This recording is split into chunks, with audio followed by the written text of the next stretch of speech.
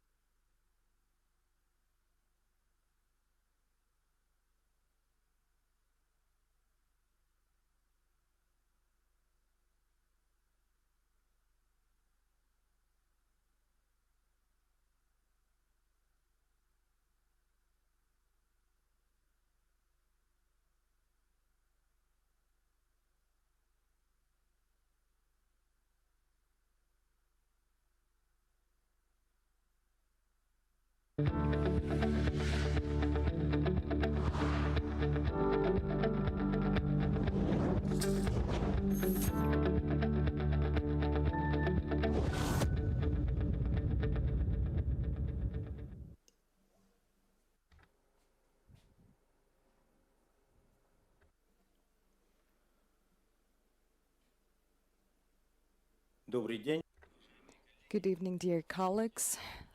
On behalf of the government of the Sahara Republic, let me congratulate you on our second Northern Forum development. Despite this difficult epidemic situation, we continue our work. Today at our platform, we have different international experts. It is notable that today the Sahara Republic also celebrates a beautiful holiday. I'm pleased to see you all today at Northern Sustainable Development Forum, Roundtable, the Children of Arctic. We are indeed looking forward to today's, as far as we're all concerned, very important topic, Children of Arctic. We all understand that our future is our children. Разрешите предоставить. Let me give the floor to the deputy, to the chair of the Standing Committee of Indigenous Minorities and mass media and public organizations of the State Assembly Iltumen of the Republic Sakha-Yakutia, Professor Feodosia Gabsheva. Please, Feodosia Gabsheva.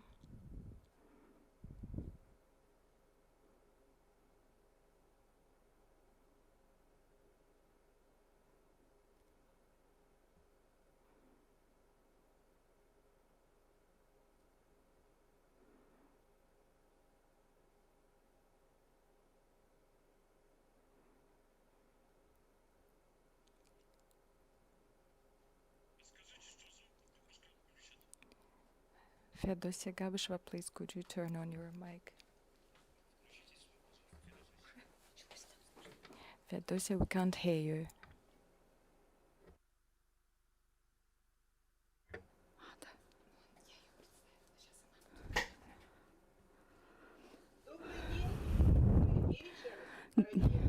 Dear colleagues, good evening. I am greeting you from Chersky, from Nizhny Kolymsky region, where there are a lot of different representatives of different nationalities live together. We are greeting you on Kolymsky land. This is in Yakut language. Greetings in Yakut language. This is in Evenki language, and this is in Yukagir language, and that might be Chukchi language.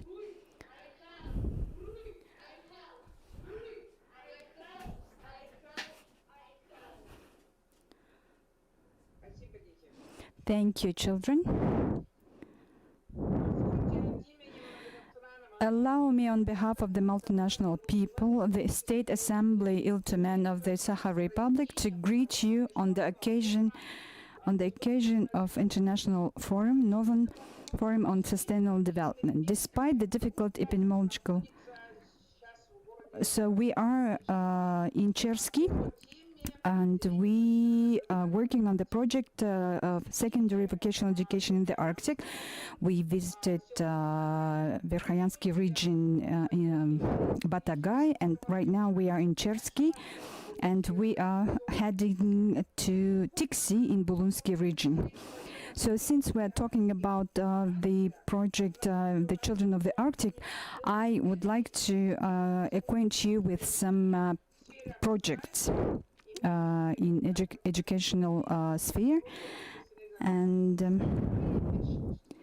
in May 2017, the President of Russia signed a decree declaring the Decade of Childhood in Russia, in which one of the main tasks is to protect the educational rights of children belonging to national and ethnic groups living in extreme conditions in the regions of the far north and equivalent to such areas, improving the quality and accessibility of education, fostering a harmonious and developed and competitive personality based on the spiritual and moral values of the peoples of the Russia and the national cultures and traditions of the Republic of Sakha-Yakutia. So there are the main goals. So we are going to build facilities, maintenance of buildings, improvement of equipping of schools with distance learning, implementing of a program that attracts qualified specialists to the Arctic educational institutions, and creating conditions for securing qualified and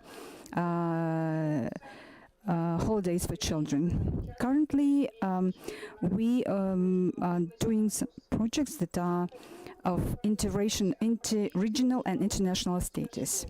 So I would like to talk about the International Arctic School. If we talk about the history of the project was supported by the permanent mission of the Russian Federation to the UN, and was supported by the United Nations Permanent Forum on Indigenous Issues.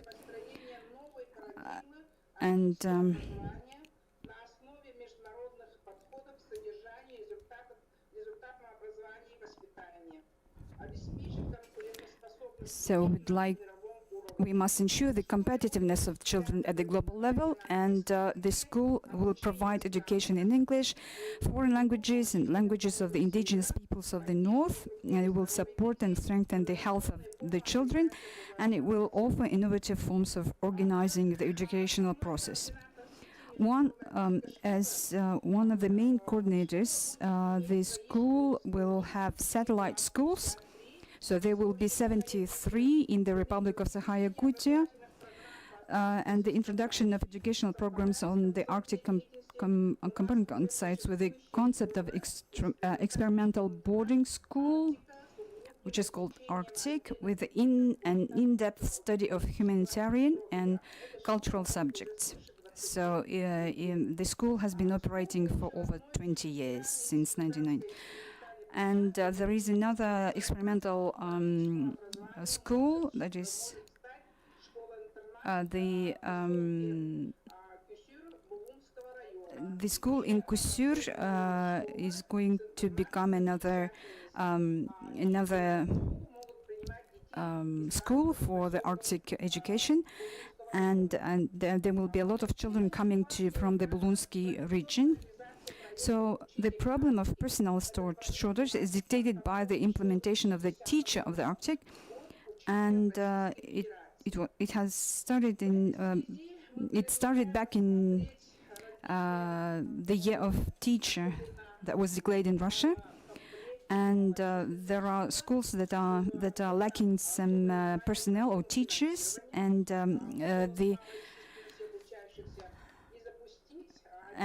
we would like to implement a different federal project that is equal to Zemsky Teacher, and we would like to call the project Teacher of the Arctic. And we think it is important to include in the selection criteria of the teachers, for teachers, the degree of knowledge of the languages and cultures of the peoples of the territory. And we have already offered our project, and we're ready to discuss further this question. And there is another project that has been implemented since 2006, and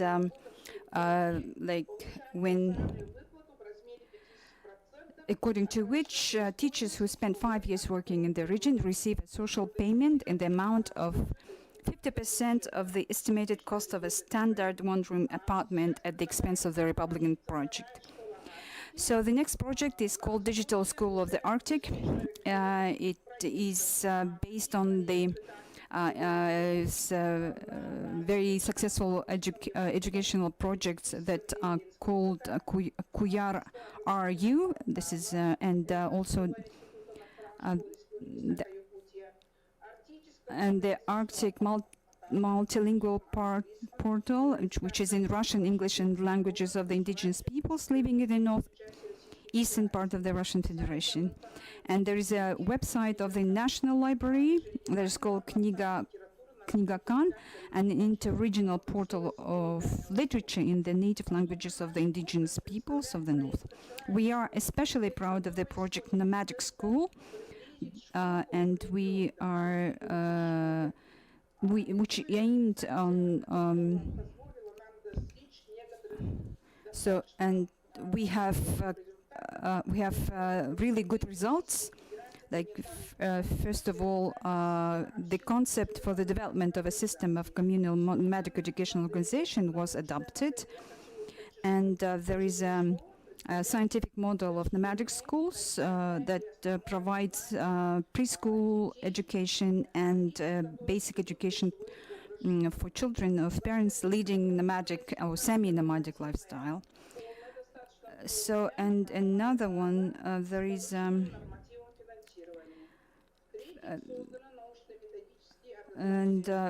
thirdly, scientific, methodological, and educational resources have been created to ensure that regional and ethnic-cultural characteristics are taken into account within the framework of federal state educational standards.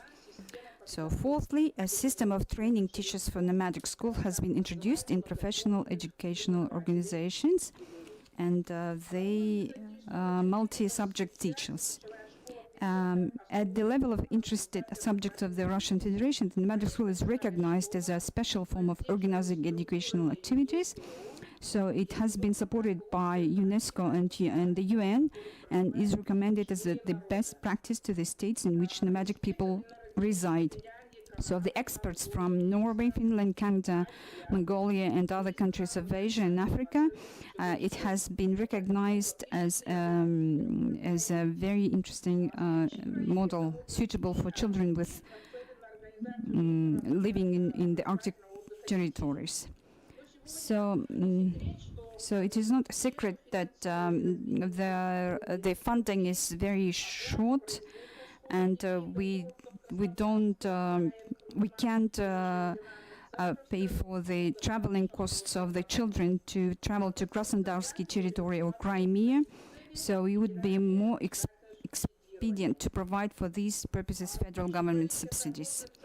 So next one is Support Center for Continuing Education for Children and Youth, and it will start in 2021.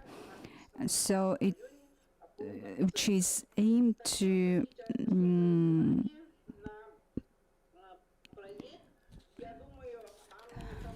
so I would like to draw your attention to this project, and I hope that Anna Polezhaeva will support us and will work with us together on this project. Because this project is quite successful, and the project has been working since 2016, and the information will be provided on your demand, and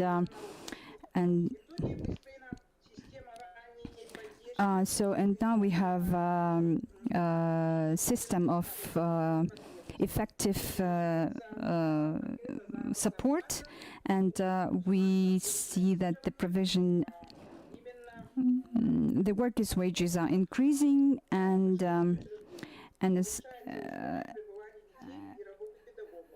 the work conditions and teaching conditions are improving. So next one is about the innovative development of educational organizations, and as a result of this project, we have implemented a very good improvement in sanitary norms of our schools and kindergartens. And I would like to tell two suggestions. As I'm submitting for your consideration a proposal for another new inter-regional project. For now, as I'm working Children of the Arctic, general secondary education is a logical continuation of an effective project on preschool education. And And so we are going to give the floor. Ivan Pavlovich Efimov will talk about the second project, and also I suggest to you to support this project, and we are heading towards these beautiful beautiful projects, and thank you all for your attention. Thank you. Thank you very much, Fedosia. Dear colleagues, as you see, all the projects are represented by Fedosia. They have a certain goal to be developed further in the Arctic, and all of us, we hope that all these projects will come true. Thank you very much, Feodosia Vasilyevna. And now let me give the floor to the representative of the Standing Committee on Indigenous Minorities of the North and Arctic Affairs, Elena Golomarova, please.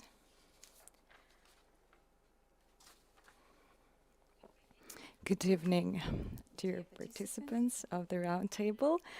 Now we are discussing very important, as Feodosia Vasilyevna has mentioned, and myself as a representative of indigenous peoples and the Arctic region, as a person who has worked in the educational system for more than 40 years. We work together with Feodosia Vasilyevna. Tonight I can say that in 2004, in Aleneoksky and Evenkiysky national regions, we spoke and took as a resolution about this. And now, Feodosia Vasilyevna, as a minister and as a head, it shows that she has done a lot to improve education and the conditions of children's education. It has all been improved, and in 16 years, it was back in 2004, and now we have 2020, and we can see the results of our work, and it's makes me very happy. In 90s, we had no buildings, no constructions work, because we had many changes going on in the society. And back then we had difficulties with food, but now we have different time. And we can say that today we can see how modern schools are being built in Chersky, in Alenyok, in Anabar. Last year, a new school was open in Kuhur, and now a new school in Sikrir in Ivana-Bitantai region is being built. We could never dream about this, but now it's all real. That's why such meetings, such talks are very important, and we really need them. And we would like to notice that since we've moved towards digital economics or modern technologies, and optimization of budgetary funds is still in process. And the head of the Sahara Republic, Aysen Nikolaev, 2 years ago stopped all these processes in the Arctic regions. All educational structures that were working, they are still there, and now we have a good base for educational organizations, for preschool and additional education. And this all is a result of hard work. And today we have a document that we have been building for a long time. It's a strategy of Arctic region's developments, and we can say that we can talk about the changes that we'll have to have by 2035. As a chair of the committee which is responsible for indigenous people and Arctic affairs, I would like to notice that I'd like to mention 3 projects that are on now. These are the projects that Feodosia has mentioned. It is a nomadic school. In our republic, we have a law on nomadic families, which have a very special way of lives, who herd reindeers for the whole year. And another project that has been supported by the Ministry of the Far Eastern region is Children of the Arctic. We need to add that in the future, probably, we need to add a part to improve children's health. As today we face difficulties with finances. In the Sahara Republic, during the Soviet times, each kindergarten had funds for vitamins for children, but nowadays it is a question that we have been discussing for a while. In the Arctic region, it is hard to find milk products, dairy products. They have Chinese dry milk, and we know that it is not of a good quality. And that's why we need to pay attention to the quality of food of not only children, but of the adult population as well. In 2005, the head of the Republic, Yegor Afanasyev, introduced special ways for financial support to transport food to the Arctic regions, but in some Arctic regions we see that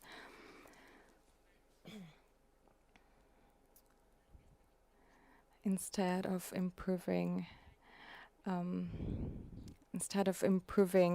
the amount of food, some heads of different regions somehow decrease them.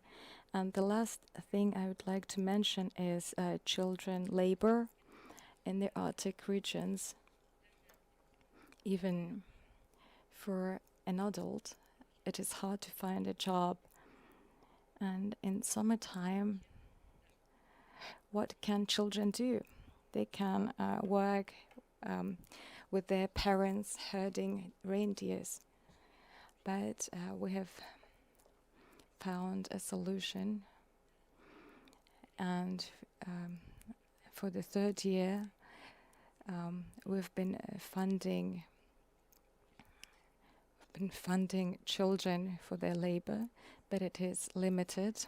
We can provide them with funds only for 2 months as they work there, but we're planning to increase these financials.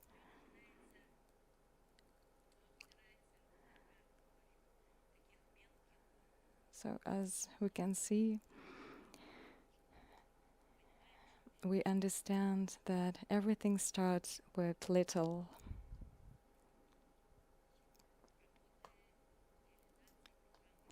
Issues with jobs, with projects realization that has been supported by the Ministry of the Far East and the Arctic. We hope that it will be a very kind, a very light project that will support our children and the future of the Arctic. Thank you very much.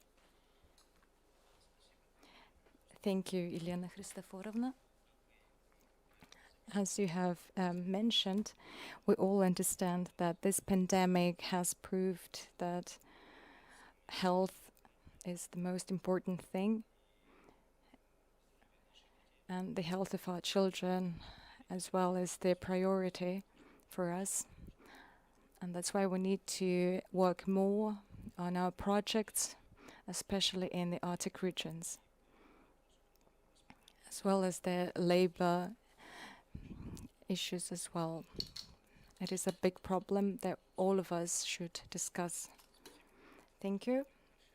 So moving on, let me give the floor to our dearest guest, Alexander Gladyshev, professor of the department, PhD of the Financial University at the government of the Russian Federation. So I have listened attentively to all the reports, to the reports of Feodosia Gabsheva and as well as Elena Christoforova, and I'm very happy to hear about the projects that support children. Once I read a thought was given by Singaporean government, and the task of the government is to support children and do everything for its development, for their development, and it was unfortunately I wasn't able to get to know him personally, but I would like to suggest to include in the Arctic School, probably you should include the kindergartens, and also so that you would include also the university. So you have university, you have institutions, institutes, and if you have kindergartens, then you will have the whole system from starting from this first grade. And at the end of the school, they would know whom they want to become and what problem they want to solve. So the construction works.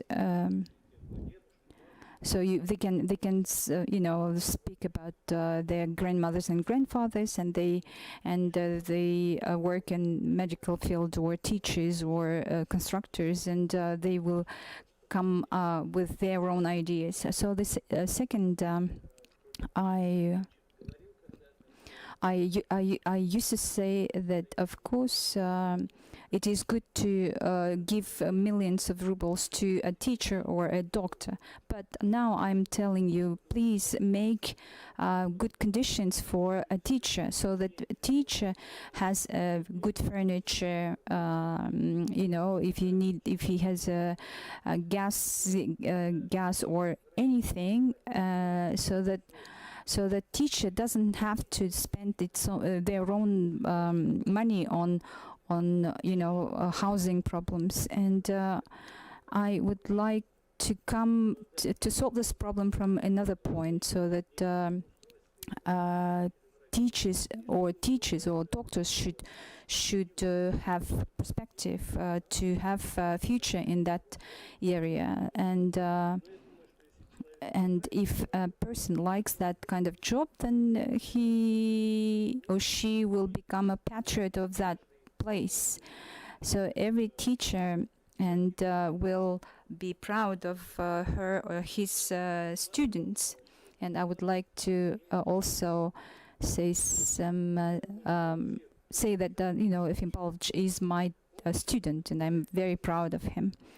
And also I would like to say something that it hasn't been mentioned yet, and I hope that you won't be able facing this kind of the question is about the children with special needs, and there is a very good experience in Belgium, and you can learn a lot from them. And there is another one. It's about I was approached by a wife, Pavel Pavlovich Borodin, and she asked to get allotment where they built an orphanage, and they built a house, and they got 8 children, and now they have a family type orphanage, but it's not called orphanage, of course. And they became father and mother for those 8 children. So now the problem of our orphanages, so we cannot provide flats. Like, for example, we would provide flats to those children, but unfortunately they were not ready. They're not ready for the real life issues and questions. So this kind of family like orphanage, it was absolutely different, and it was much better than orphanages. So the forum is very interesting for me. Thank you very much for inviting me, and I think that the perspectives of the forum are great, and I would like to say honestly that so when the head of the republic was addressing the participants, and it was dedicated to the residents of the republic, and I don't remember any governor would receive such support from the audience. So I hope that it will continue. Thank you very much. Thank you very much for your suggestions. We will definitely learn this kind of matters, and about the kindergarten and such ideas. But we don't have project yet, and of course it's a very grand idea. About the medical support is also very interesting. I would like to give the floor to Ivan Pavlov, the Deputy General Director of the Arctic Affairs Agency for Human Capital Development in the Far East and the Arctic. Good evening, dear friends. Can you hear me well? I guess yes. So we can hear. I would like to say that friends is the right word here, I think. I wanted to say colleagues, but since we work in the Arctic, I think people who work there are very compassionate, and most of them are my real teachers and my friends. So I would like to thank my colleagues from the Sahara Republic for that we in June and May that we worked together in a very detailed way, very thoroughly. The project Children of the Arctic. This program has been suggested to be included into the development program, and now, unfortunately, as Yelena Christoforovna has mentioned, it is a very good program that we really needed, especially here in the Arctic region. You can understand me, but to make this happen, it is very hard. We are afraid that some of our ideas will not be included into the state program, but in any case, we will continue to work, if not into this program, but into different program that our ideas will be included. I would like to remind you that we have three main ways. It's a healthcare company for children who live in the Arctic zone from 5th to 8th grades. It is a healthcare campaign, and we were planning to hold it in the south of Russia, and some children has performed with the welcoming program, and most of them, many children, has never been further than Yakutsk.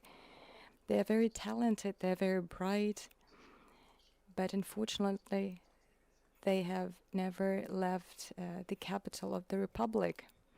The second way is to support methodological books on indigenous languages. And we need to find financial support, and as soon as we find it, we hope that we'll continue our work. We're planning to publish a book on Yukagir language, on languages of Krasnoyarsky Krai and in Chukotka Autonomous Region as well. And the third is Arctic Regional Studies. This is a program for children of all 9 Arctic zones.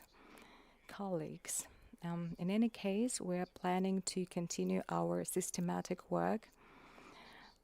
Luckily, we have reached a consensus among 9 Arctic regions, and everyone supported that these 3 suggestions are the most important ones. In the end of September, we'll have a big meeting on this program of the Arctic children. And also, I would like to thank my colleagues for our work. I'd like to mention several things as well. For example, some of the children who has just performed, we had 2 Yukagir children. Yukagir people is a very unique region. These are gold people. Unfortunately, they know their language bad. And I think it is very representative of the state mistake. It is a very topical issue.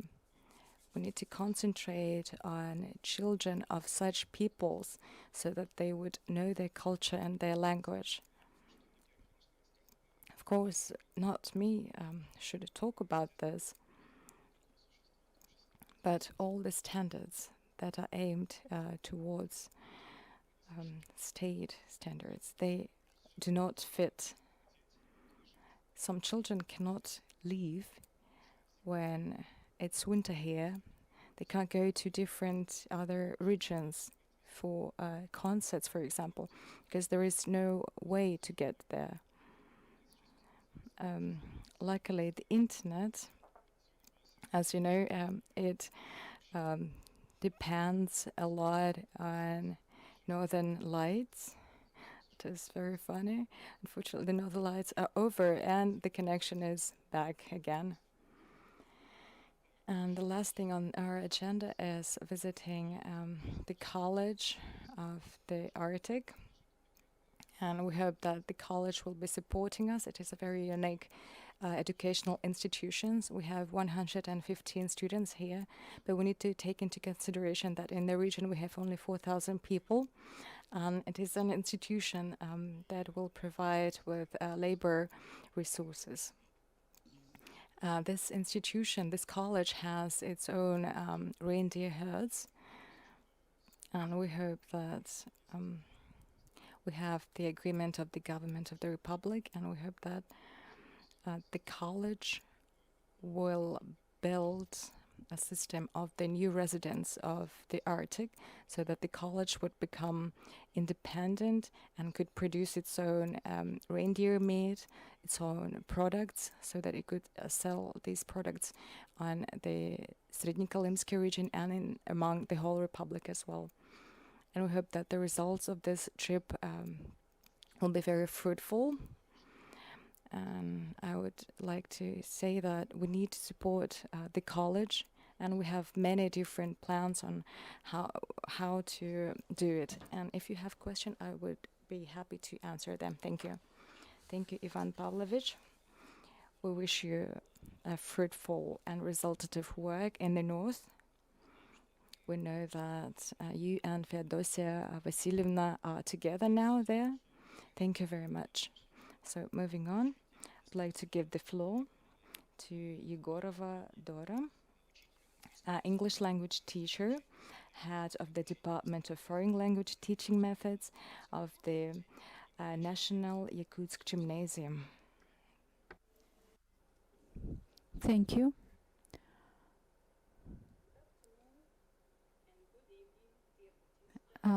Добрый. Children of the Arctic. Команда Якутской городской национальной гимназии во главе с The team of our college, of our school, teachers and the administration greets the participants of this roundtable of the children of the Arctic. I would like to say the point. I would like to touch upon the following point. So, School of the Living in the North. So, our school in 2008 has became an initiator of the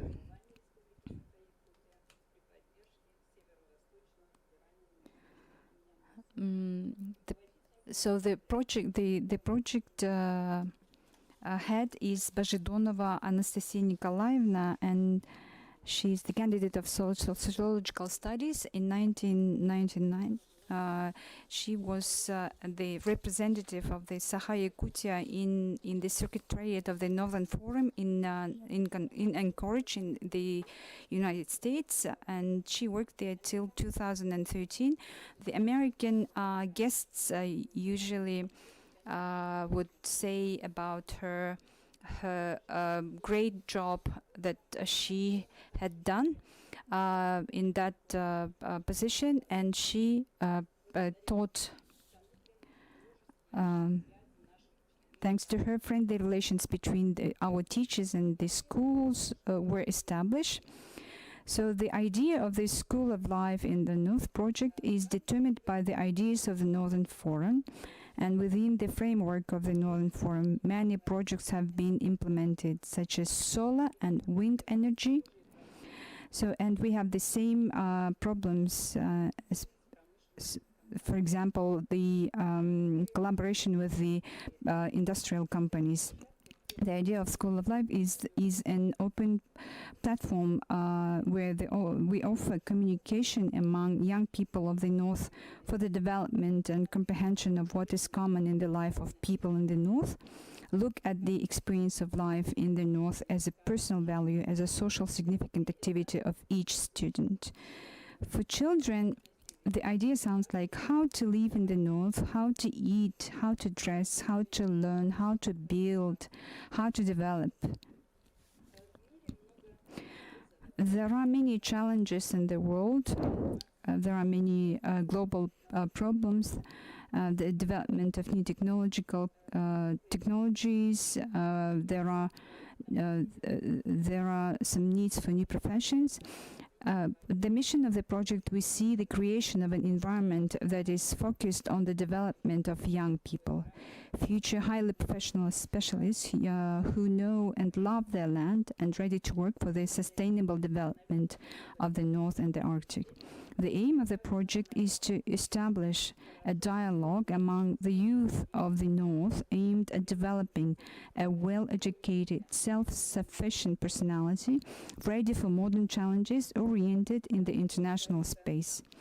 Project partners cooperate with schools in Yakutsk, well-known schools of the Republic of Saha-Yakutia, like Hamagatinsky Saha French Lyceum, Namskaya Gymnasium from Namsky, and Saskalaksky Secondary School, Baysky Secondary School named after, and also we have West High School, Anchorage, Alaska, USA, and Stanhope Primary School from London, UK, in London, UK, and Taruna High School in Hobart, Australia. School number 12 in Noyabrsk, in Yamalo-Nenets Autonomous District, Secondary School of Neftegansk region in Khanty-Mansiyski Autonomous Republic, and other secondary schools of in Chukotka, and other people who are interested. So what we do, we correspond with Skype, we do Olympiad in English. We have waste eco-bag scientific and practical conferences in English, and we participate in Ice Festival and other projects. So children are especially active in online Olympiads in English. So, for example, 893 students took part in from the Republic of Saha-Yakutia, the Yamalo-Nenets Autonomous and Krasnoyarsky territory. This year, the Olympiad is in English about the benefits of gold, and it was supervised by the Institute of Permafrost. And the problem was, what are the features of adaptation to the cold and the environment of the inhabitants of the North and the Arctic. So the children, so they wrote in their native languages. They wrote their papers in Russian, Sakha, and Nenets languages. Every year,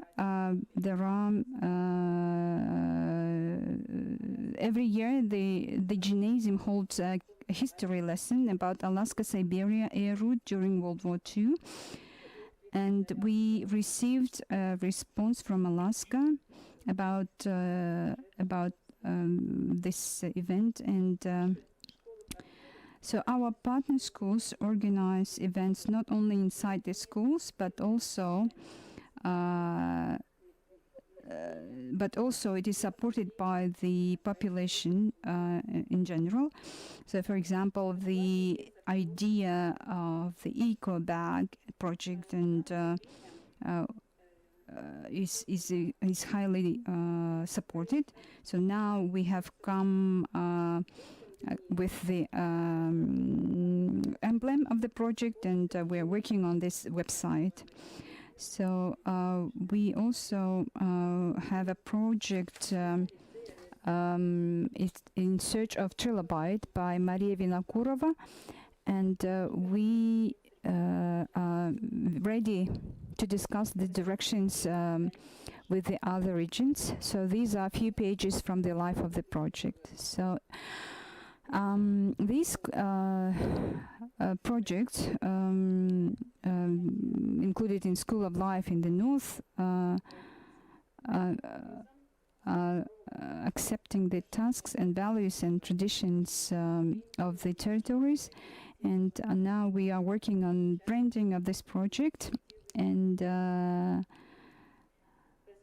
let me thank the regional representatives of the Northern Forum, Natalia Ivanovna Slugina from Chukotka, Olga Valentinovna Halyavka from Yamala-Nenets Autonomous District, and Inna Evgenievna Balabanova from Khanty-Mansi Autonomous Okrug. We also would like to say thanks to Klavdia Ivanovna Fyodorova from the Northern Eastern Federal University, so to all partners of our schools. And we wish all our colleagues new friends, ideas for study and implementation, ideas for researching the problems and prospects for the development of our motherland, North. Good luck. Thank you for your attention.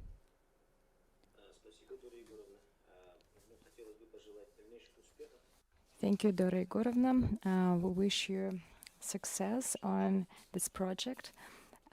We are very glad to see that this project has brought together many educational institutions, and that realization of such practical projects draws a lot of attention.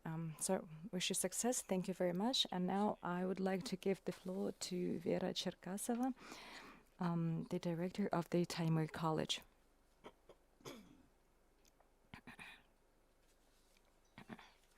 Good evening. Good evening. Today we celebrate the Day of Sovereignty of the Sahara Republic, and I would like to congratulate all people of the Sahara Republic on this day. I wish you will become very strong and you will overcome all the issues and challenges very easily. I think it is very symbolic that today, at this day, we are holding this Roundtable Children of the Arctic in the frameworks of the Northern Forum and Working Group on Science, Education and Culture.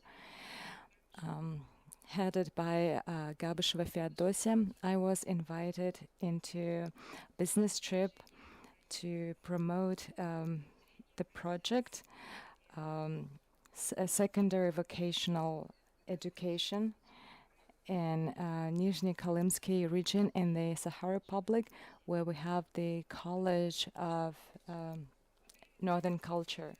the administration of the college during the conference has touched upon all the problems and all the solutions. And I'd like to say that all the challenges that has been brought up before, they are very typical for many educational institutions of our Arctic region.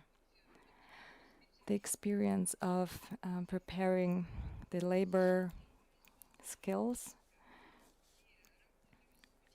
and preparing places where students work, this experience showed us a very bright picture of a very active activity of all the students. And as Mr. Yefimov has said before, this college is a very unique college that, of course, we should save. And among several problems that has been mentioned by the administration of the college, the main problem is the limited financial support to prepare qualitative labors. And we established a resolution where different solutions were mentioned to the administration of the region and to the agency of human resource development, and we asked them to agree on something so that the college and the education, professional education, as well as the school education that Feodosia Vasilyevna has mentioned, so that this would start from the east and would go to the west with its unique experience. And over several years, we've been cooperating with the Arctic College of the North. And talking about our cooperation, we can say that we are spreading and we are sharing the experience with each other. And nowadays, we are working on a project that we can call the Arctic Without Borders. And this project will be built through the networking communication, and the first meeting we will have in the end of the October in 2020, when in Taimyr College we'll have online conference Profi 2020. And in the beginning of December of this year, we meeting, and probably will be lucky to meet in real life in our college, where we'll be having world skill competition, where we'll discuss the cooks, the herds, and that's why I suppose that this cooperation will bring its fruits and will give all of us special experience, so that different and other colleges of circumpolar North could implement this experience. And also I would like to talk about the practices of the Krasnoyarsky Krai on labor building. In Krasnoyarsky Krai, it is the only college.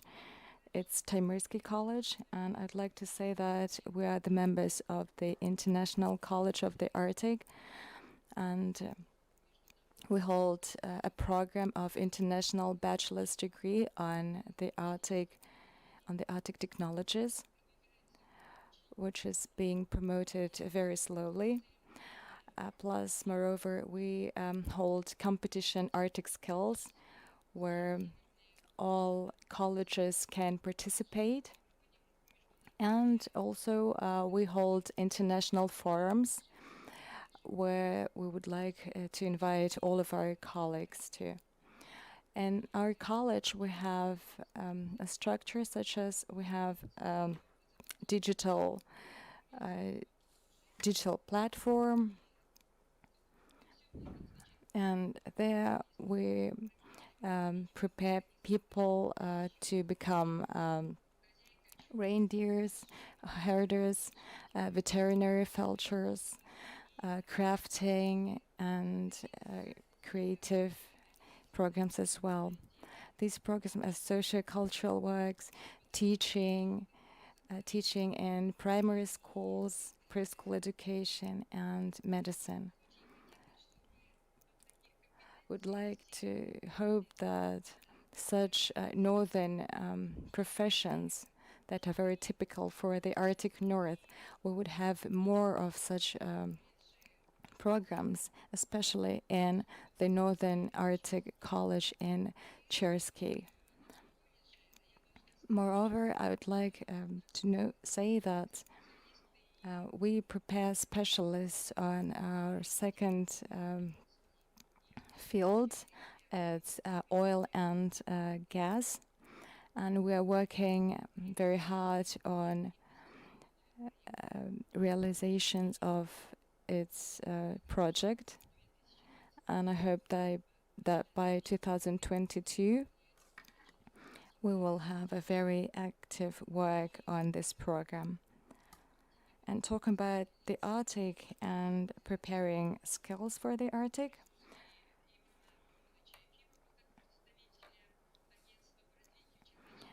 with Ivan Trofimov as a representative of Human Resources Development, I would like to suggest to build a base on federal level to improve labor mobility, Arctic mobility, and so that we could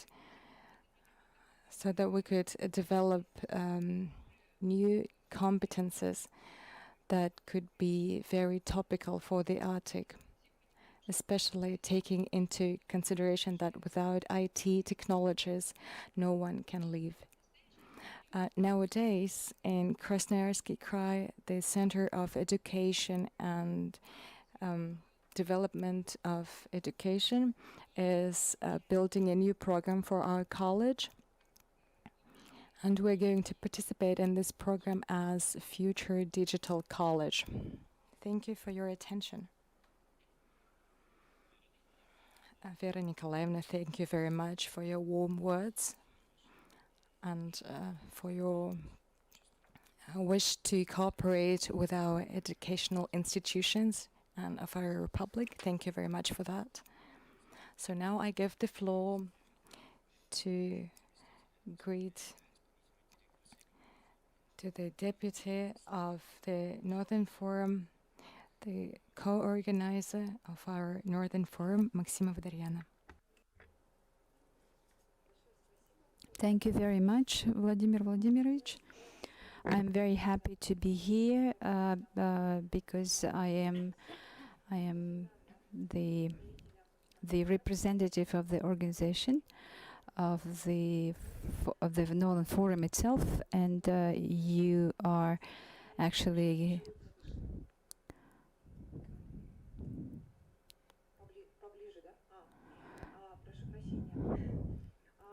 I'm sorry.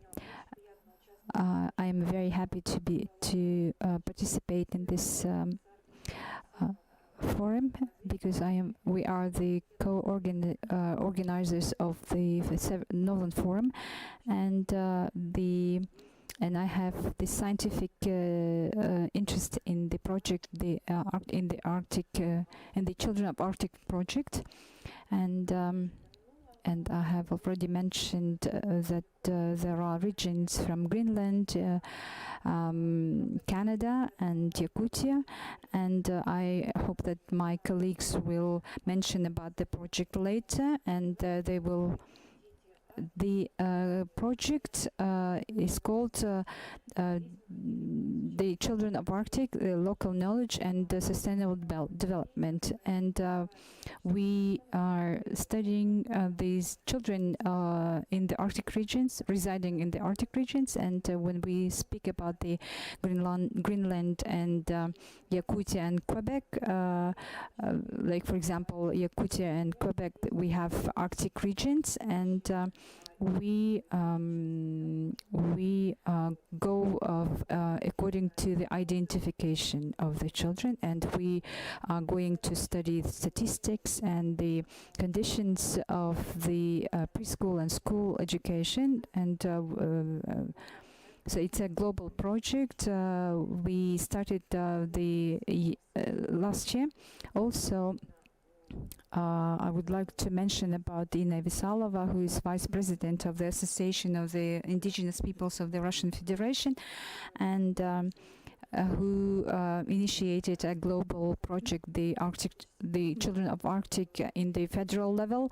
And we would like, so for example, in the framework of the Northern Forum, we would like to organize our project that is called the Children of the Arctic, that would combine actually all the territories who are represented in the Northern Forum, like Alaska, Finland, and other countries who are represented in the Northern Forum.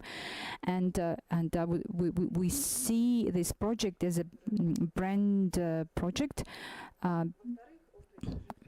And thirdly, I would like to say a few words about the Northern Forum activities. We have two wonderful projects about children, and Dore Gorovna mentioned about one of the projects, and we have this Olympiad under the auspices of the Northern Forum, and it's a very good project, and it's very alive and very good. And we coordinate this project as a secretariat of the Northern Forum, which resided in Yakutsk, and because we territory-wise, we're actually very close because we are in the same city. Besides that, we have another project, and it has been for 10 years or even more than 10 years, and it's an ecological forum. We shortly say MEF, and it's a youth ecological forum that actually works with the youth and those who can travel to abroad or other regions of our country. And we make competition, and for example, we always announce this kind of competition among the children and who win that and last year we organized this trip to Iceland, and we had 35 children, and the project was very successful. The children were happy, absolutely happy, and they probably will remember this project for the rest of their lives. And the children of the Arctic, they are actually, they need to go abroad and to travel and see what is happening in the other parts of the world, and the theme is quite updated for nowadays, and it's an ecological theme. So a few words about the concept of the project. We residing in Yakutia. In Yakutia, we would like to say that the Arctic is actually changing, and the climate change is taking place, and of course it is actually in perspective we see big changes in future. And I would like to greet all the participants of our project, of the forum. I would like to invite all the participants to take part, so that all the regions, all the people people who are interested and officials and stuff would become part of the project of the Children of the Arctic, and hopefully the others will say more to that. Thank you, Daria Dmitrievna. Let's give floor to the next participant, Lapland, Finland. It's Mr. Lars Kullerud, President of the University of the Arctic. Please, Mr. Kullerud, a word for you. Thank you, host. It is a fantastic opportunity for me to join you in Yakutsk. So I bring in a small image to show that this is one of my favorite regions of the world. Unfortunately, like everybody else, I am doomed to work from home office. And that's the life during these COVID days. It is, of course, sad not to be with you in Yakutsk. On the other hand, I am extremely impressed by the initiative and the creativity by all the parties in building solutions for the coming generations when it comes to education in the Arctic. It is, of course, a great pleasure to see so many good friends in this conference joining and taking part in this work. We have in the University of the Arctic primarily a collaboration between universities. However, the same universities are also the place that educate the teachers all over the Arctic. And we are also, as been mentioned, we have members which are colleges that include some level of secondary education. And we believe in skills training that are relevant to Arctic life, not only the very theoretical academic life. That's very important for the University of the Arctic. It is very important for the future of the Arctic region. The Arctic region is very dependent on a population that actually choose to maintain and stay an Arctic population. The world is not served by young, creative, good people from communities around the Arctic, go to university and then choose to move to Moscow or Copenhagen or wherever they go. We need many of them to stay in the home regions, be creative, and build the future jobs for coming generations. That's the only way to build a sustainable Arctic. Sustainable Arctic should not be primarily dependent on incoming workforce. It should be built on the skills of the Arctic residents. The children of the Arctic today are the leaders of the Arctic in the future. And that is where we have to put the emphasis. I'm very happy, therefore, to see this initiative. I'm very happy to work with it. The thematic network on teacher education in the Arctic will be a main tool to achieve so, but also several of the other groups in the University of the Arctic, for example, around reindeer husbandry and skills training, but we would like to join in on many other fronts working with you.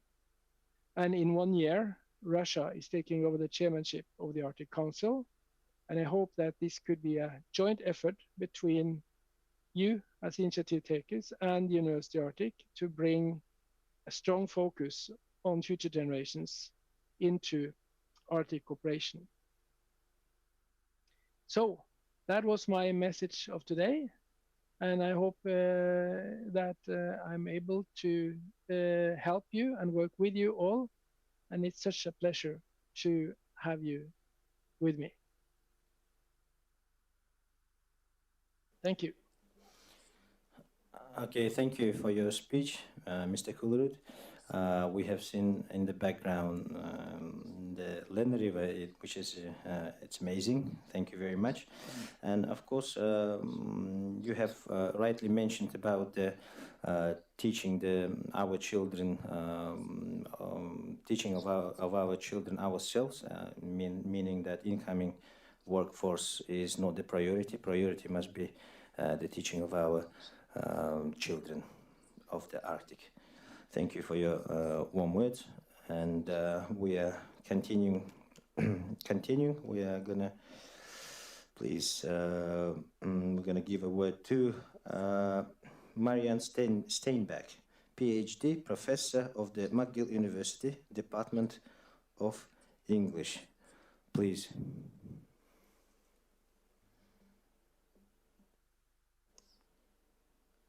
We can't hear you. Yes, we can. We can. Okay, good morning. Sorry, I was not muted. And thank you, first of all, to Dariana, who invited us. I think her Children of the Arctic project is incredibly important. I'll just say a few words. In Canada, we have 4 Inuit regions, Nunatsiavut, Nunavut, Nunavik, and then the Western Arctic. In Nunavut and Nunavik, there's a lot of problems for children. Intergenerational trauma because we had, as you know, the residential schools over a number of years, and the parents were not treated well. They were, in fact, badly treated. And I think this reflects down to the children. There's also food insecurity. In Nunavut, in some places, up to 70% of the children do not have enough food to eat. The government is working hard to change this, but it is still a problem. And another problem is the very bad housing. Now, schooling is becoming better. In most places in the Canadian Arctic, you can now do your schooling in your original language in Inuktitut, or there are also First Nations, whom we used to call Indians, in certain places like the Gwich'in and so on, and they have at least the elementary years in the original language. Depending on the region, you will have more years of Inuktitut schooling. Otherwise, you switch either to English or to French. However, I'd like to just point out a couple of important developments. We finally got a University of the Arctic. It's in Yukon, in Whitehorse. We only got it this year. It was amazing. Canada was the only Arctic country that did not have a university, but finally there is a university in Yukon. But there are 2 Inuit colleges, one in Ottawa, the capital of Canada, and one here in Montreal. Inuit come down from the north, and they are at these colleges for a year. The focus is on language, on culture, and really becoming tomorrow's leaders. I was much taken by the previous speaker, the gentleman from Finland, who talked about in order to have a sustainable future, we need to have people who can, to have educated youth who will stay at home and work for that future. We are also having some other initiatives.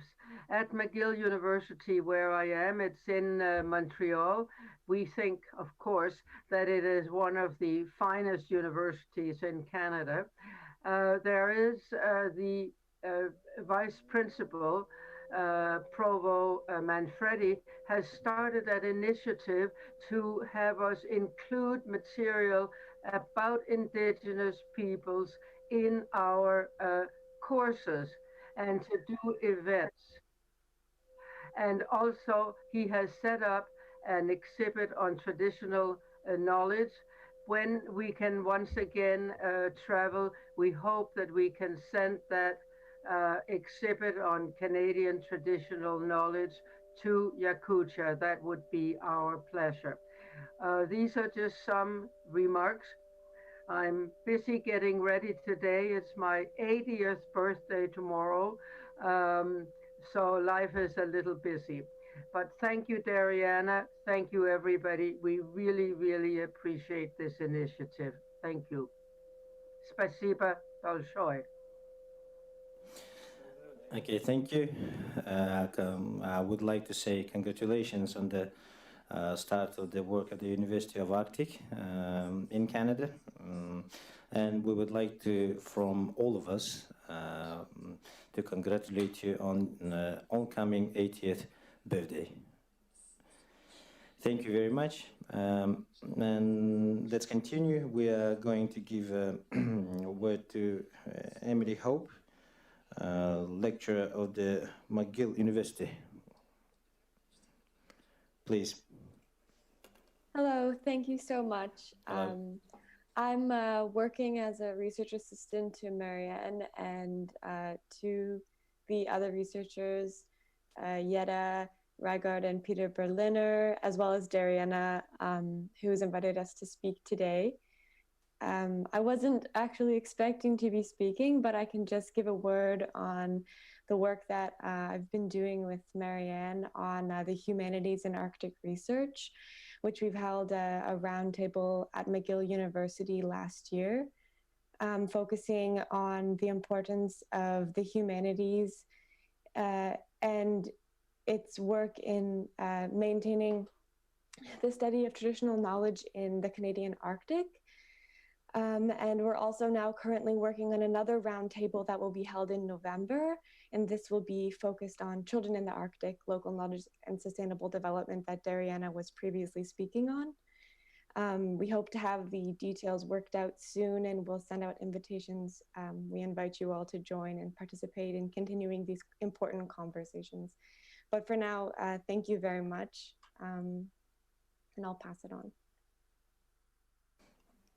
Okay, thank you, Emily. We will definitely take part in the oncoming roundtables with the topic of the children of Arctic, as you mentioned, and we are looking forward to further cooperation. Thank you very much. And we're going to continue, and I would like to give a word to Karina Kesserwan, lawyer and strategic advisor. Please.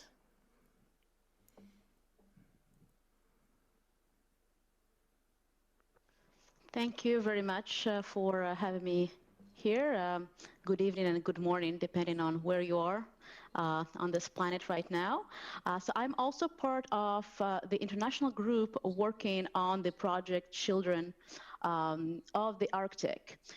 And so we decided that we will work each on our region and then share our conclusion on those different topics, exploring how sustainable development can be applied to children in the Arctic.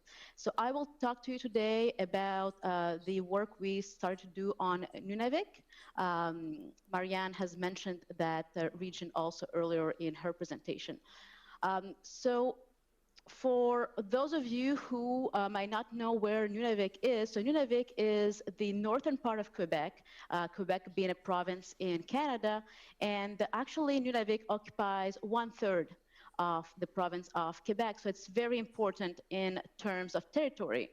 But there are very few people actually living in Nunavik. There's around 13,200 inhabitants in Nunavik, and most of them, around 90%, are Inuit. The other 10% that are non-Inuit are usually, for most of them, people who come and work in the region. So for example, teachers, police officers, administrative workers.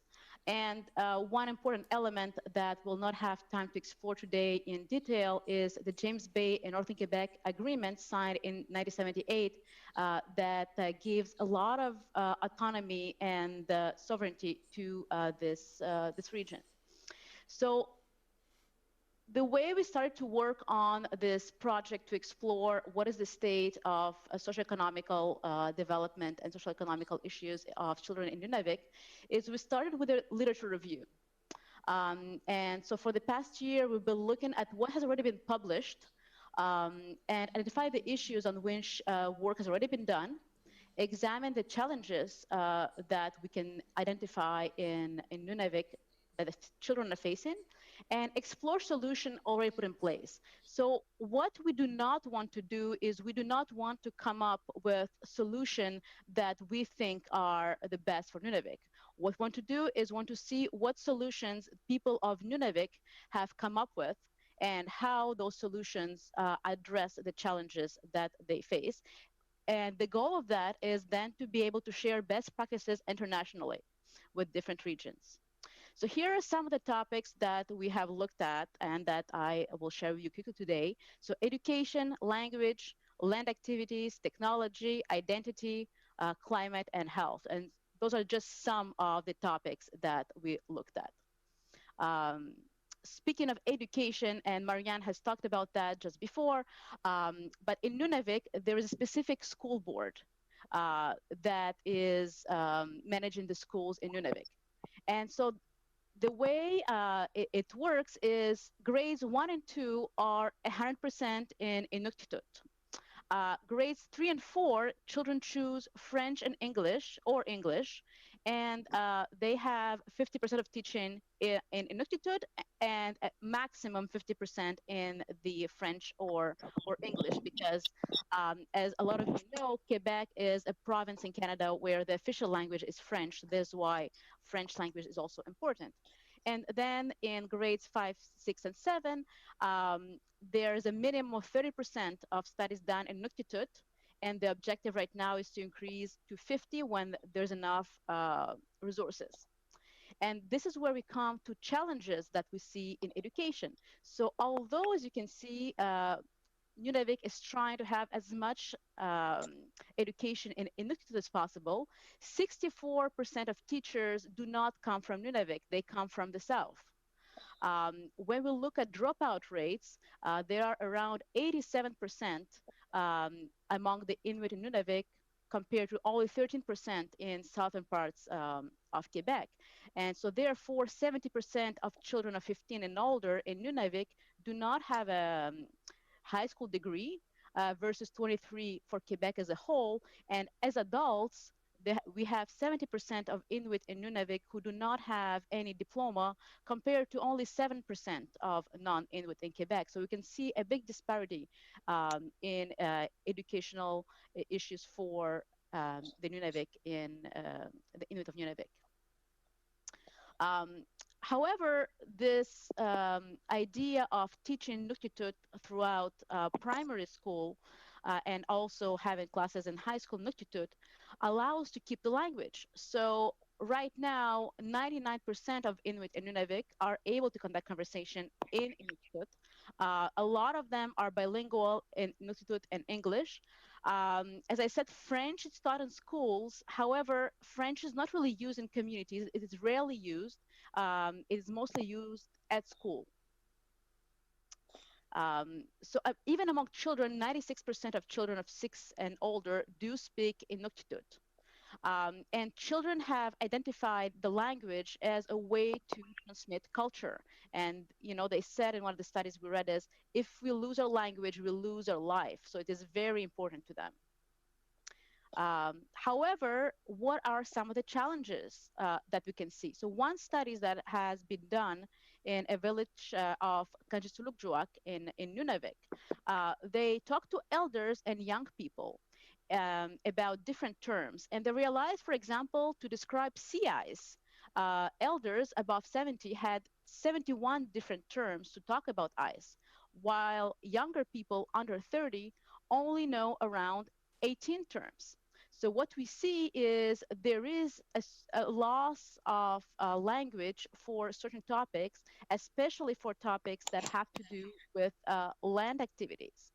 And one of the hypotheses about that is that young people use a lot of technologies, they use internet, and those tools are more easily used in English. So they are losing some vocabulary in Inuktitut. However, we can also, yes. However, we can also see that land activities in Nunavik are very popular among young people. It is important for the culture. So, for example, Inuit boys really like going hunting for caribou, seals, beluga, and migrating birds. Inuit girls also participate in activities while they prefer fishing. So it's very important to them. Uh, but technology also is important to young people in Nunavik. Computers have become something that is widely used, although they still also use the community radio. So community radios are very important in Nunavik.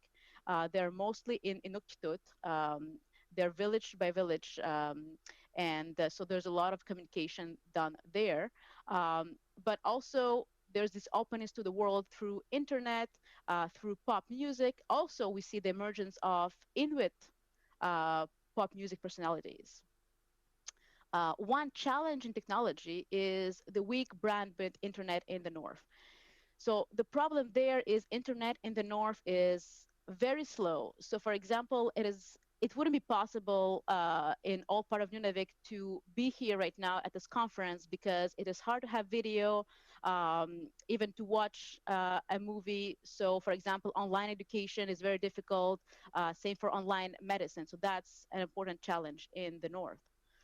Um, and with this world where they live between the technology and the window to the outside world, but also this connection to the land, so the identities of the young Inuit are divided between the modern and the traditional world. So we see the emergence of those new identities.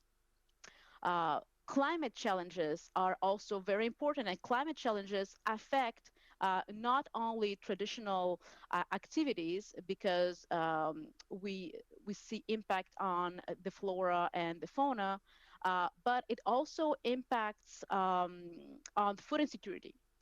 Because the Nunavik communities are so far away from other communities in Quebec, most of the food comes there by plane and therefore is very expensive. And there aren't a lot of agriculture right now in Nunavik, or almost none. So therefore, hunting and fishing are very essential for food security. However, with wildlife habitat changes, we can see that that is being threatened by the climate change challenges. Um, Linked to food is obviously also health challenges. So we are seeing that the food consumption is changing, and at least half of the children of Nunavik are food insecure. Marianne mentioned earlier that it might be even up to 70%, depending on the studies that we look at. 12% of them have anemia. We've even seen that Nunavik children are shorter for their age than children in other places in Quebec because of the food challenges. And we can also see that Inuit children are more likely to suffer from diseases such as cancer, heart disease, stroke, diabetes, obesity, and hypertension. And this is very linked to the food insecurity and food challenges and the changing world in which they are. Speaking of health, the life expectancy in Nunavik is 66 years old compared to 80 years old in the south. So much shorter lifespan. Children are also more exposed to carbon dioxide, tobacco smoke, particulate matters. So also respiratory disease is an issue. And one of the issue is tuberculosis. So a child in tuberculosis is 290 times more likely to have tuberculosis than a non-Inuit child in Quebec. Mental health issues are also important. We've been seeing an increase of suicides in the recent years. Some call it a suicides epidemic. It is the highest rate in Canada. So as I said, we look at those challenges, but we also looked at what are the solutions that are being put in place by communities. And I will briefly talk to you about some of the solutions that we've seen that answer those challenges I talked to you about. One interesting initiative, although it doesn't come from Nunavik, but I'm sure it will be applied there too. So we're talking about how technology and activities on the land can be put together. I talked before about how young people are losing maybe some knowledge about the ice. So this is an initiative where they created an app because I said a lot of people now have technology. And so they are able to take photos and share information about ice in the north, so linking technology and traditional practices. Healthy schools program, as I said, health is an issue for the youth in Nunavik. So there's a health school programs that teaches kids to eat healthy, to move, and to really integrate physical activity into their the lifestyle. The Nunavik food guide. So we have a Canadian food guide, but this is a Nunavik food guide that integrates food that is available in Nunavik. And as you can see on the top of the pyramid, or the igloo in this case, there are traditional meats that are integrated there, for example. Greenhouses. So this is a new initiative to have greenhouse gardens in Nunavik to increase autonomy and have some vegetables that grow in Nunavik, and therefore reducing their costs because they're not flown from down south and therefore are more affordable. Also, collective kitchens allow people to put resources together and also learn about how to cook healthy meals. There's also a TB initiative called Let's End TB in Nunavik, fighting against tuberculosis. There are videos, there are informational documents for people around Nunavik to prevent and eradicate tuberculosis. So our next steps in this project is to complete our literature review and then start discussion about the solution with the Nunavik Inuit, asking them, well, how did it go for those programs put in place? What are some of the best practices? What can we share with the rest of the world? And then be able to share those best practices and success stories. So thank you very much. That was all for me, and I look forward discussing this with you further. Thank you, Karina, for such a in-depth analysis and for your project. I see that this project has a really great importance to the community. And I have a question. How long have you worked for this project? So this project started actually last year, as Darena was saying earlier. So we are working on this project with colleagues from McGill University, such as Professor Sandbeck, colleagues from Denmark, and also from Russia. And so we started last year, and it's a 2-year project. Okay, thank you. Well, it's enormous work for preserving the language and traditions of the Inuit people, and that's very interesting. Thank you for your interesting project. Okay. Так, ну, дорогие коллеги, мы... Dear colleagues, we are starting our discussions. As a moderator, I am prompt that so you need to raise your hands using the platform, the Zoom. And at the beginning of the discussion, I would like to give the floor to Ulyana Vinokurova, doctor of the sociological studies, professor, and they would like to ask you to speak up to 3 minutes only, since unfortunately we have limited time. Thank you very much. I am very happy to be part of this roundtable about the children of Kyrgyz, and I am from Kolyma myself, so I see people from Chersky and deputies being in Chersky is very wonderful. And my colleague Vera Ivan Pavlovich Yefimov, it's very wonderful perspective sign that our project, the Arctic Children, will develop very fast, as we will implement and as well as we will disseminate the knowledge. This project by itself is in our life since 1994. At that time, we had this project we called Russia of Russian children and the children of the Sakha Republic, and there was a program of the children of the Arctic, and this program used to be very well developed, thanks to Anastasia Nikolaevna Bozhidonova, and who was the head of the committee of the childhood. And now we are actually harvesting the that project. I mean the fruits of that project, and after the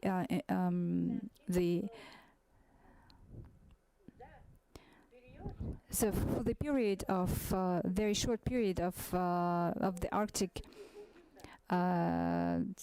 since some regions, since we have added some other regions to the Arctic regions, now we have increased number of population, so we have a larger number of children in the Arctic zone, and of course they need special conditions for their development. And now we have this project in as an interregional project, and it will actually cover the all Arctic regions of the Russian Federation. And I would like to suggest to include my suggestion to include the program the Children of Arctic program into the federal program of the Russian Federation, and I hope that these kind of programs will be implemented and in other regions as well. And we are very. Ivan Pavlovich had actually spoken about this particular initiative, and this is a very important. And we have no Arctic without children, and we won't have any Arctic without our children. And we will we see how other countries foster their children, and it's a very good example for us. And I would like to see, I would like our youth to see their perspectives of their future, and this future will be seen only only if we have changed the educational system, and we have youth studying in the secondary vocational schools, and the development of these schools is very important. And we have this working group with Ivan Pavlovich, and we see how the suggestion, support of this Arctic College is very important for our future. And also I would like to pay attention, especially the attention of our ministry of our republic, to see the we would like to have a school in in the region, in Nizhny region, because we have very good people there, and we have people who are educated, and they can actually become a secondary vocational school. It will be really nice to have a secondary vocational school there, because we have very good people there. I would like to note that of all the programs of the Northern Forum, you know, I've participated in other Arctic schools, and so that I would like to say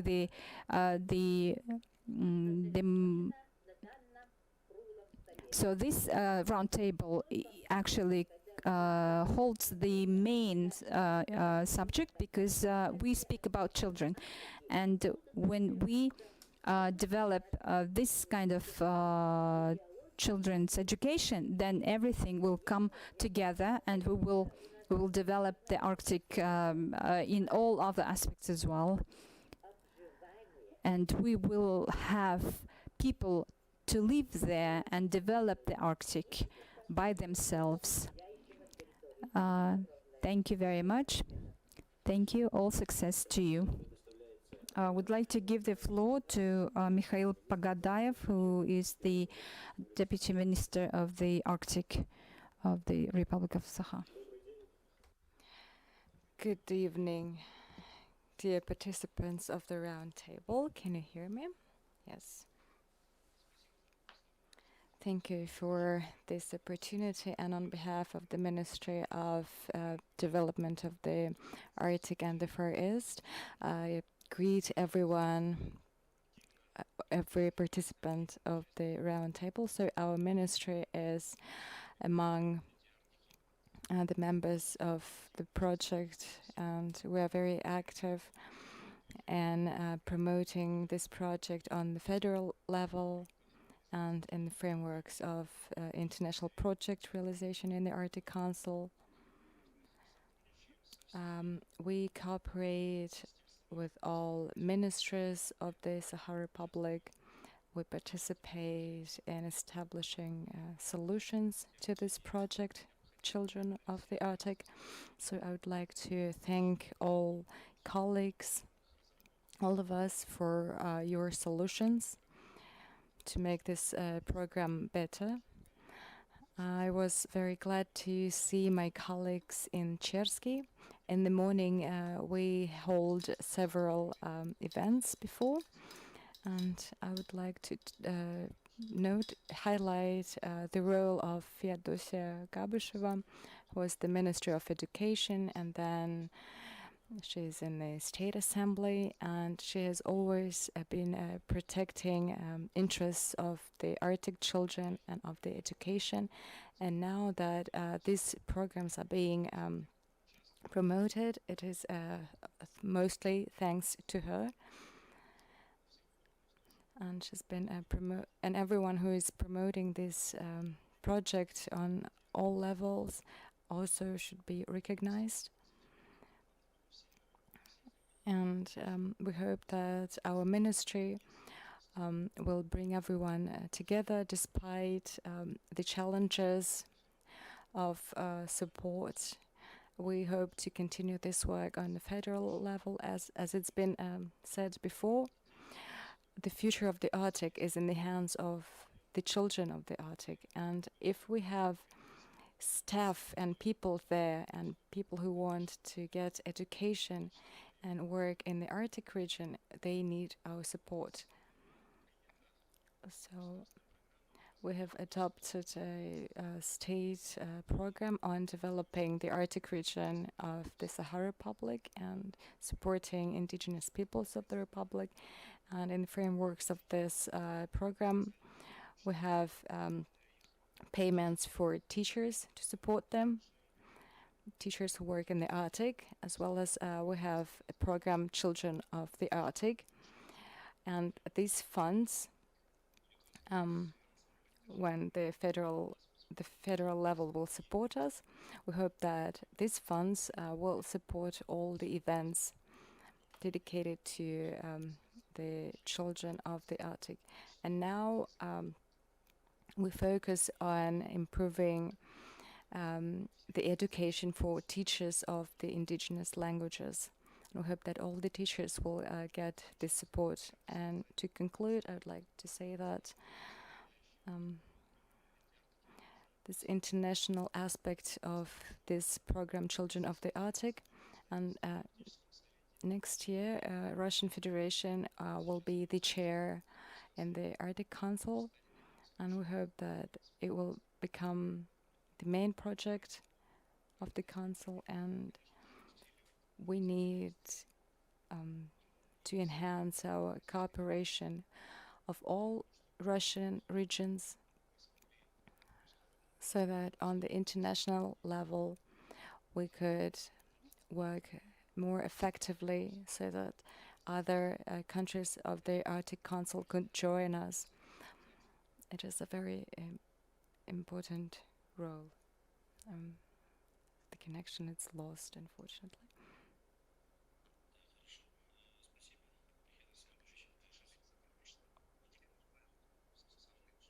So, thank you very much, Mikhail. Now I would like to give the floor to Sitnikova Natalia, the head of the Center of Nomadic Education of the Sahara Republic, the expert on international projects. Please.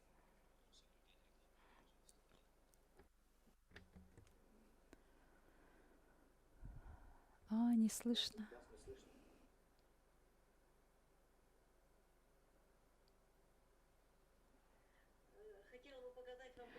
I would like to show you our project of our institute, and the thing is that our institute is a federal institute, and it is actually leading scientific projects, especially with the nomadic schools and nomadic way of life. And we have children who are considered to be nomadic because they not because of the families are nomadic, but also some of them are nomadic because they have no housing, and that's why they are considered to be nomadic and or semi-nomadic. So we monitored, we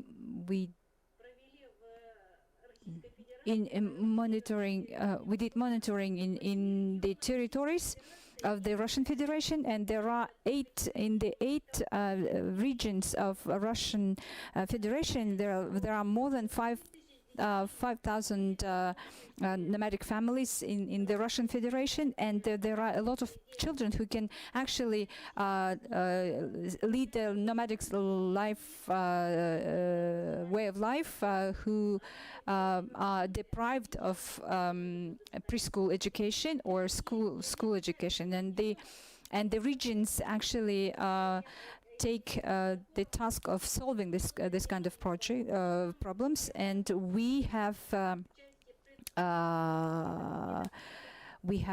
courses for preschooling and short-term courses, and also would like to have this education for children in nomadic families is available for children in the Arctic regions, and we came with these ideas not only here but also to some other institutes as well, and other forums as well, and we think that if we don't solve this problem on the federal level, we are not going to solve this problem at all, and there will unfortunately, children will stay in boarding schools, just like in Soviet Union, and it is not what we want to have nowadays. And I would like to. So 357 children go to the kindergartens, and only 15 there are 15 nomadic schools, and we would like to, solve this problem once and forever. And we need to school children, all the children of the nomadic families, and they need to have not only schooling, but also they need to get professional education. And for example, the mothers would become teachers for their children, and we need to provide for them education as well. And we want every child has these conditions for success, and we need to have more events like this, so that they can show their abilities, their talents. And I would like to support the Taimirski College as well as other colleges, so that they could hold competitions among the children from those areas, from the Arctic areas. And also there is project that is called Young Reindeer Herders, and in Kautokeino I would like to say that we need to link school and preschool and professional education together, so that we need to have internet for every children, and we don't have really good internet connection, and unfortunately in nomadic families are deprived of that, and of course they are deprived of that kind of education.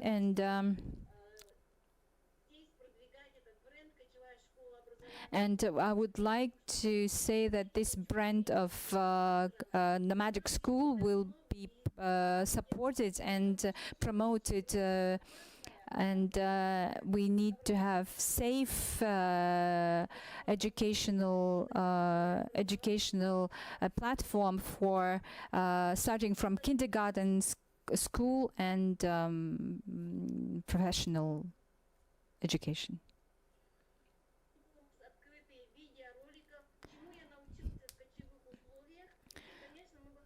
And also, we would like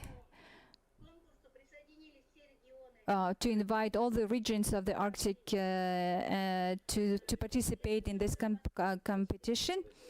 Thank you very much for your suggestions. We will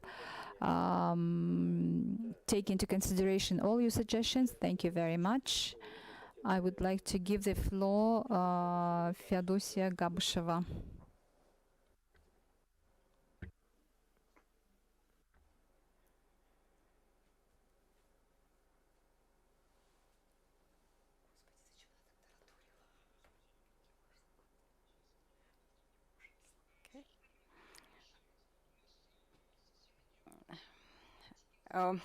In the Arctic, we still have challenges with the connection.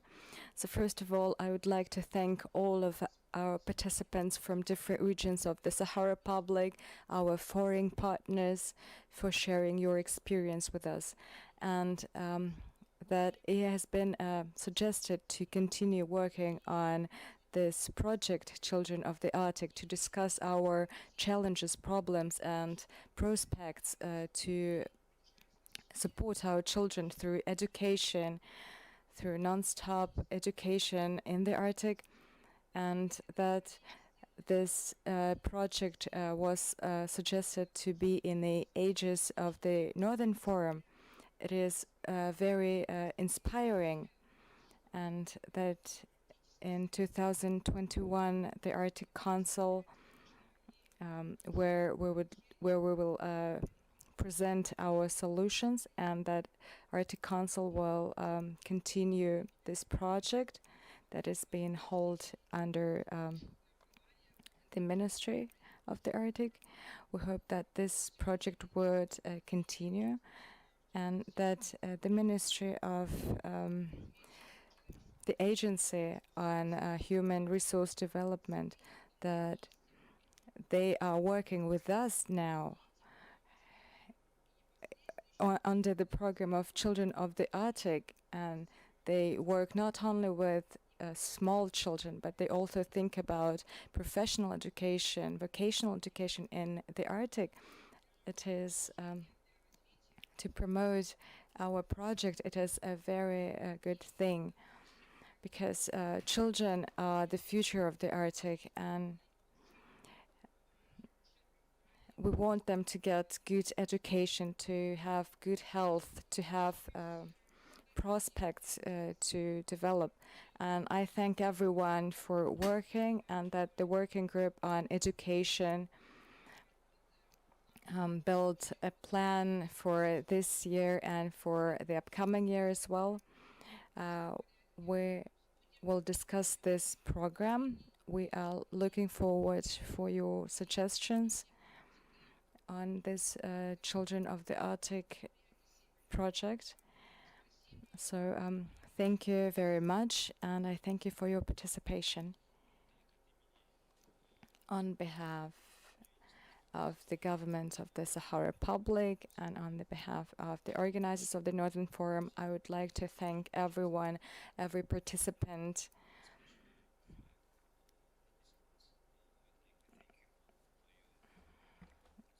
Today, it's very important for us.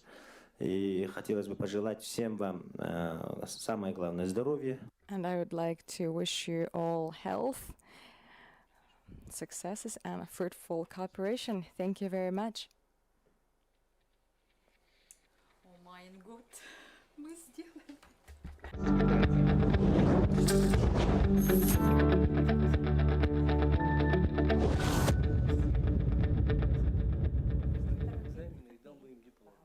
И решить было всю эту проблему, то есть мамы все равно воспитывают, только им нужно дать, как они должны читать, как с ребенком, как писать должны к ребенку, понимаете, и поэтому вопрос дошкольного образования вы легко решите. То есть им дайте диплом колледжа. Это хорошая идея.